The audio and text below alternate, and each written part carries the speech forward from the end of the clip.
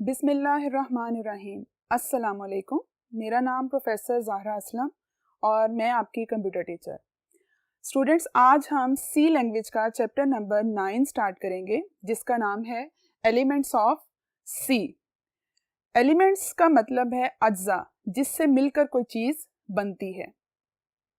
यहाँ पर हम इन तमाम टॉपिक्स को डिस्कस करेंगे जिससे मिलकर सी लैंग्वेज जो है वो बनेगी। स्टूडेंट्स, आपने इन सारे टॉपिक्स को बहुत अच्छी तरह से समझना है और पढ़ना है, क्योंकि हमारे आने वाले जितने भी चैप्टर्स हैं उसमें इन तमाम टॉपिक्स के कॉन्सेप्ट जो हैं वो डिस्कस होंगे। सबसे पहले मैं आपको इस चैप्टर के अंदर यूज़ होने वाले जितने भी मेन टॉपिक्स हैं उनका एक जनरल सा ओवरव्यू दूंगी। हमारे पास सबसे पहला टॉपिक होगा आइडेंटिफायर्स का। आइडेंटिफायर्स क्या होते हैं, किस तरह से डिक्लेयर होते हैं, क्या रूल्स हैं आइडेंटिफायर को बनाने के, वो हम इस टॉपिक के अंदर पढ़ेंगे। फिर हम कीवर्ड्स के बारे में पढ़ेंगे। कीवर्ड्स हमारे पास सी लैंग्वेज के कुछ रिजर्व वर्ड्स होते हैं जो इस लैंग्वेज के लिए स्पेसिफाई कर दिए जाते हैं और वो किसी और पर्पस के लिए यूज नहीं हो सकते। थर्ड वन, हम वेरिएबल्स को डिस्कस करेंगे। वेरिएबल्स क्या होते हैं, किस तरह से डिक्लेयर होते हैं, किस तरह से वेरिएबल्स को इनिशियलाइज किया जाता है और किस तरह से वेरिएबल्स कंप्यूटर की मेमोरी में स्पेस को ऑक्यूपाई करते हैं। ये तमाम पॉइंट्स को हम वेरिएबल्स के टॉपिक में डिस्कस करेंगे। नेक्स्ट हम कांस्टेंट्स को पढ़ेंगे। आप सब जानते हैं कांस्टेंट्स वो वैल्यूज हैं जो during the execution of programs change नहीं होती। जैसा कि आप सब जानते हैं कि वेरिएबल्स वो वैल्यूज हैं जो कि प्रोग्राम की एग्जीक्यूशन के दौरान चेंज हो सकती हैं, जबकि कांस्टेंट्स वो वैल्यूज जिसको हम एग्जीक्यूशन के दौरान चेंज नहीं कर सकते। नेक्स्ट हमारे पास बड़ा इंपॉर्टेंट टॉपिक होगा डेटा टाइप्स का। डेटा टाइप्स जो हमें सी लैंग्वेज ने प्रोवाइड की है उसके बारे में हम डिस्कस करेंगे। इंटीजर डेटा टाइप के बारे में पढ़ेंगे। इंटीजर डेसिमल पॉइंट्स के बगैर जो वैल्यूज होती हैं, पॉजिटिव और नेगेटिव नंबर्स। फिर स्टूडेंट्स हम डिस्कस करेंगे फ्लोट डेटा टाइप के बारे में। फ्लोट डेसिमल वैल्यूज को कहा जा रहा है। कैरेक्टर डेटा टाइप के बारे में पढ़ेंगे। स्ट्रिंग्स के बारे में पढ़ेंगे। डेटा टाइप के बाद हमारे पास एक बहुत इंपॉर्टेंट टॉपिक आएगा, दैट इज ऑपरेटर्स। ऑपरेटर्स क्या होते हैं, अरिथमेटिक ऑपरेटर्स क्या हैं, लॉजिकल ऑपरेटर्स क्या हैं और रिलेशनल ऑपरेटर्स क्या होते हैं और असाइनमेंट ऑपरेटर्स। इन तमाम ऑपरेटर्स के बारे में हम सारी डिटेल इस चैप्टर के अंदर विद एग्जांपल्स डिस्कस करेंगे। और स्टूडेंट्स, लास्ट में इस चैप्टर में कुछ टॉपिक आएंगे छोटे छोटे से, जिसमें एसोसिएटिविटी के कॉन्सेप्ट्स होंगे, टाइप कास्टिंग होगा, तो वो इस चैप्टर को एंड कर देंगे। तो आइए हम अपने नेक्स्ट टॉपिक की तरफ और फर्स्ट टॉपिक की तरफ मूव करते हैं, दैट इज आइडेंटिफायर। आइडेंटिफायर्स वो नेम्स जो कि यूज होते हैं आइडेंटिफाई करने के लिए वेरिएबल्स, कांस्टेंट्स एंड फंक्शंस को। सी लैंग्वेज के अंदर जितने भी वेरिएबल्स होंगे, कांस्टेंट्स होंगे या फंक्शंस होंगे, उनके कुछ नाम रखे जाएंगे। उन नामों को हम क्या कहेंगे, आइडेंटिफायर्स कहेंगे। जैसे स्टूडेंट्स डेली रूटीन में हम एक दूसरे को अपने नेम से कॉल करते हैं। आप लोग कॉलेज में एडमिशन लेते हो तो आपको एक रोल नंबर असाइन किया जाता है। आप एक क्लास का पार्ट बनते हो तो उस क्लास को एक सेक्शन का नाम दे दिया जाता है। Same as it is C language के वेरिएबल्स, कॉन्स्टेंट्स और फंक्शंस को आइडेंटिफाई करने के लिए जो नाम इस्तेमाल होंगे वो नाम आइडेंटिफायर्स कहलाएंगे। इस आइडेंटिफायर को लिखने के कुछ रूल्स हैं, वो कुछ स्पेसिफिक रूल्स हम यहाँ पर डिस्कस कर लेंगे, one by one with examples discuss करेंगे। सबसे पहला रूल ये होगा कि first character should be alphabet और अंडरस्कोर। अब स्टूडेंट्स, इसमें अल्फाबेट में small a to small z, capital A to capital Z या अंडरस्कोर आएंगे। एक चीज आप लोगों ने हमेशा याद रखनी है कि जब भी आप आइडेंटिफायर का नेम जो है वो लिखेंगे तो उसका फर्स्ट लेटर जो है वो अल्फाबेट होगा या अंडरस्कोर होगा। फर्स्ट कैरेक्टर में आप सबसे पहले नंबर नहीं लिख सकते। एग्जाम्पल में यहाँ पर मैंने एक आइडेंटिफायर लिखा है अहमद। ये बिल्कुल ठीक आइडेंटिफायर है जिसमें फर्स्ट लेटर जो है वो कैरेक्टर यूज हो रहा है। सेकंड मैंने अंडरस्कोर अहमद लिखा है, ये भी एक करेक्ट आइडेंटिफायर है जिसमें अंडरस्कोर सबसे स्टार्ट में यूज हो रहा है। थर्ड वन मैंने लिखा है 5 अहमद, ये एक आइडेंटिफायर नहीं है। ये क्यों आइडेंटिफायर नहीं है, क्योंकि इसका फर्स्ट जो लेटर है वो न्यूमेरिक है, वो करेक्टर या अंडरस्कोर नहीं है।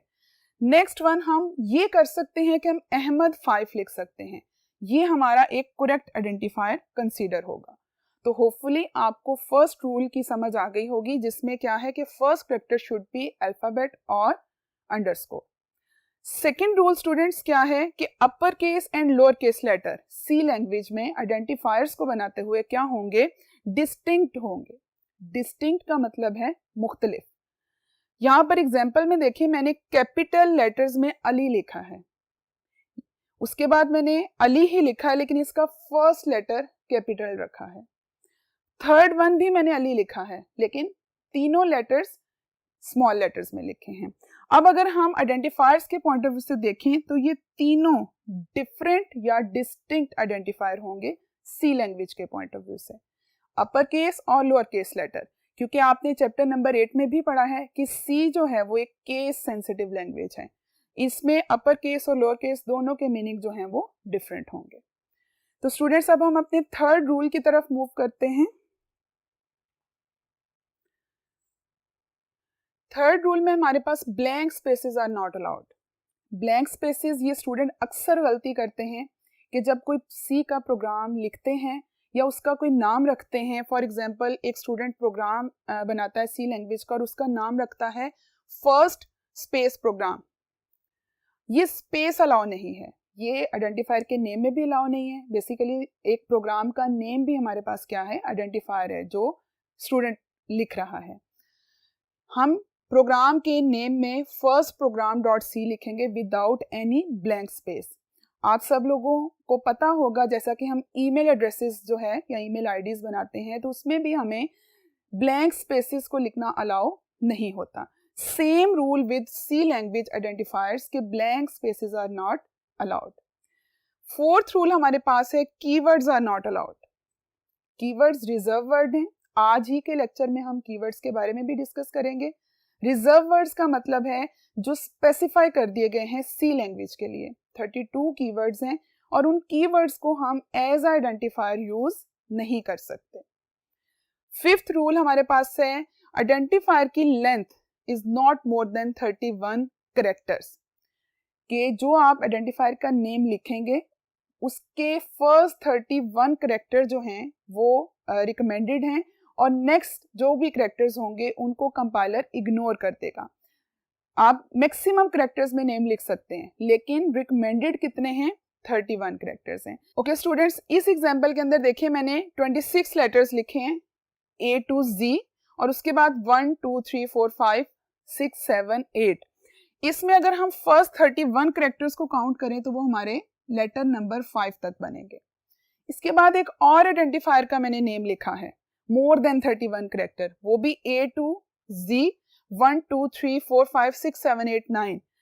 और इसको अगर आप लोग देखोगे तो ये दोनों डिस्टिंक्ट हैं सी लैंग्वेज के लिए, डिफरेंट आइडेंटिफायर के नेम हैं, लेकिन यहाँ पर कंपाइलर इन दोनों के साथ सेम बिहेव करेगा। वो इस आइडेंटिफायर नेम में से भी फर्स्ट 31 कैरेक्टर को जो है वो रीड करेगा और इस आइडेंटिफायर में से भी 5 तक फर्स्ट 31 कैरेक्टर को रीड करेगा। तो स्टूडेंट्स ये हमारे पास बेसिक रूल्स थे आइडेंटिफायर्स को लिखने के और डिफाइन करने के। अब हम आइडेंटिफायर्स की टाइप्स के बारे में डिस्कस करते हैं। जी स्टूडेंट्स, हम टाइप्स डिस्कस करते हैं आइडेंटिफायर्स की, जिसमें हमारे पास दो टाइप्स आ जाती हैं, standard identifier and user defined identifier. सबसे पहले हम स्टैंडर्ड आइडेंटिफायर्स को देखते हैं। These have special meaning in C language. Standard identifier बने बनाए आइडेंटिफायर्स हैं जो सी लैंग्वेज हमें प्रोवाइड करती है। इन आइडेंटिफायर्स को हम रीडिफाइन कर सकते हैं एक प्रोग्राम में, लेकिन ये चीज़ रिकमेंडेड नहीं है। इसकी एग्जांपल में स्टूडेंट्स आपके पास एक printf और scanf, ये एक स्टैंडर्ड आइडेंटिफायर है और इसको हम यूज़ करते हैं एज अ फंक्शन। printf एक फंक्शन के तौर पर यूज़ होता है जो यूज़र की स्क्रीन से आउटपुट लेकर हमें प्रोवाइड करता है, जबकि scanf का फंक्शन जो है वो यूज़र की स्क्रीन से इनपुट लेकर कंप्यूटर की मेमोरी में स्टोर करने के लिए यूज़ होता है। तो स्टैंडर्ड आइडेंटिफायर के स्पेशल मीनिंग्स हैं, प्री डिफाइंड कर दिए गए हैं। आप ये समझ लें कि ये बने बनाए अवेलेबल हैं, हम इनको रीडिफाइन कर सकते हैं, लेकिन ये चीज़ रिकमेंडेड नहीं है। अगर हम किसी भी स्टैंडर्ड आइडेंटिफायर को प्रोग्राम के अंदर रीयूज करेंगे या रीडिफाइन करेंगे तो जिस पर्पस, ओरिजिनल पर्पस के लिए वो स्टैंडर्ड आइडेंटिफायर इस्तेमाल हो रहा है, वो ओरिजिनल पर्पस उसका खत्म हो जाएगा। नेक्स्ट स्टूडेंट, हम मूव करते हैं दूसरी टाइप्स की तरफ, जिसका नाम है यूजर डिफाइंड आइडेंटिफायर। जैसा कि नाम से जाहिर है, ये आइडेंटिफायर किसने डिफाइन करने हैं, यूजर ने या प्रोग्रामर ने। Can be use these identifiers, user in identifiers को यूज कर सकता है वेरिएबल्स के नेम रखने के लिए, कॉन्स्टेंट्स, डेटा टाइप्स और फंक्शंस के नेम रखने के लिए। यूजर अपनी मर्जी के नाम रख सकता है। यूजर एक प्रोग्राम बनाता है, प्रोग्रामर एक प्रोग्राम बनाता है, प्रोग्राम का नाम भी जो रखता है वो भी क्या है, यूजर डिफाइंड आइडेंटिफायर। प्रोग्राम के अंदर अगर कोई डेटा टाइप डिक्लेयर होती है, उसका जो नाम रखा जाएगा वो भी यूजर डिफाइंड फंक्शन होगा, यूजर खुद से रखेगा जो नाम। और इसके अलावा जितने भी फंक्शंस हैं वो यूजर की तरफ से भी डिफाइन हो सकते हैं, और यूजर उसके खुद से नेम रखेगा और खुद से उसको प्रोग्राम में कॉल करेगा। एग्जाम्पल में हम यहाँ पर देखते हैं कि यूजर ने एक प्रोग्राम बनाया और उसका नाम रखा my first program dot C. तो ये माई फर्स्ट प्रोग्राम जो है ये एक यूजर डिफाइंड आइडेंटिफायर है। उसके बाद यूजर ने एक प्रोग्राम के अंदर स्टूडेंट के मार्क्स को स्टोर करना है, उसके लिए उसने एक डेटा टाइप ली इंटीजर और उसका नाम रखा मार्क्स। अब इस नाम के अंदर वो स्टूडेंट के मार्क्स को स्टोर करेगा। तो ये मार्क्स जो है ये हमारे पास क्या है, यूजर डिफाइंड आइडेंटिफायर। यूजर ने फ्लोट डेटा टाइप ली और उसमें 3 वेरिएबल्स को जो है वो एक साथ एक लाइन में डिक्लेयर किया। ये आप इसी चैप्टर के अंदर जो हमारा नेक्स्ट टॉपिक होगा वेरिएबल्स, के वेरिएबल्स कैसे डिक्लेयर होते हैं, किस तरह से इनिशियलाइज होते हैं, एक वेरिएबल एक लाइन में भी लिखा जा सकता है, एक से ज़्यादा वेरिएबल्स को एक लाइन के अंदर भी हम लिख सकते हैं। इन तमाम रूल्स को हम अपने आने वाले टॉपिक्स के अंदर डिस्कस करेंगे। अभी सिर्फ आप लोगों को ये समझा रही हूँ कि यूजर ने ये तमाम नाम खुद से रखे हैं, खुद से डिफाइन किए हैं, तो ये यूजर डिफाइंड आइडेंटिफायर कहलाएंगे। आइए स्टूडेंट्स, हम अपने इस चैप्टर के सेकंड टॉपिक की तरफ मूव करते हैं, दैट इज कीवर्ड्स। जी, keywords are the words that have predefined meaning in C language. जैसा कि मैंने चैप्टर के स्टार्ट में आपको ओवरव्यू में बताया कि हम इस चैप्टर के अंदर एक टॉपिक को पढ़ेंगे जो कि होगा कीवर्ड्स।